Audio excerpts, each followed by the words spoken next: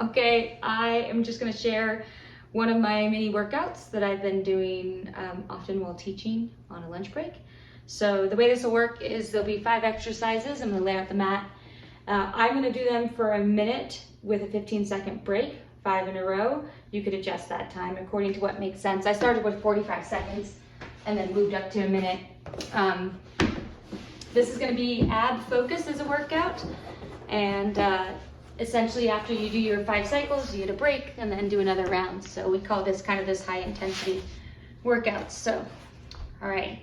The main thing I use my phone for is a preset timer that already counts out that minute long with a 15-second break. So I'm starting it up.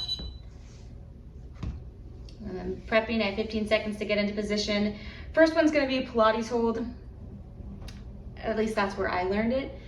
It makes me pretty shaky, so it's going to be both legs up. You can do it legs bent and then press arm, or you can do straight. And for some reason in Pilates, there's a V to your feet. I don't know why, because I'm not a Pilates instructor, so you can ask them. When pressing, I'm actually trying to maintain almost as if I'm truly compressing the air down with my fingers and pushing still through my shoulders, belly button to spine. And once again, if this gets really shaky, that's probably good, because it means you're working hard. But you can also just bend both legs, and that does lessen the strain a little bit on the whole system. And this is also going to work into the legs and probably pull a bit in the groin and the psoas. So if that's already feeling pretty tight for you, you might want to bend the legs to be able to maintain. So I'm just going for the full minute. I didn't count that at all, how many presses I made, but I suppose you could challenge yourself by adding in more over time. 5, 4, 3, 2, 1, break. Okay. Next round will be almost like a V, but it's a nice little break, so my arms will come up overhead, and then I'll be lifting opposite leg and arm together. This is nice. You reset on the ground, and doing the opposite leg and arm gets a little bit into your obliques, so it's not just a straight isometric hold like the last exercise. If you need to modify in this one, you could grab the leg as a kind of temporary hold in between, just to lessen, once again, the amount. And of course, the fun thing about something that's not about reps, but just a time frame, is that if you are feeling strong, you can go faster and try to maximize more. And if you're starting to feel tired, you can tell I'm getting winded, then you can just shorten it. 10 seconds, 5 seconds, and break. Okay, next one, feet flat on the mat, and I'm gonna bring my arms down this time, pull the belly button to spine, gonna raise the chin up, and then I'm gonna be reaching through the legs as if I'm going to the opposite ankle. It's a subtle move, but I've heard some pretty strong men complain that this is harder than it looks. And especially since we're not getting long breaks in between. Adjusting how deep you're really trying to force into the reach can adjust a little bit of the difficulty. And you could also bring your hands to your head and just cycle a little bit that way if you're feeling like your head's getting a little heavy.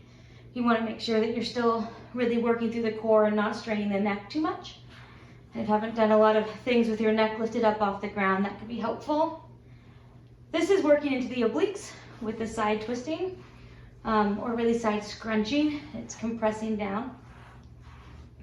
10 seconds. Really helps distract me to talk to you all on the camera. 3 seconds. And break. Whew.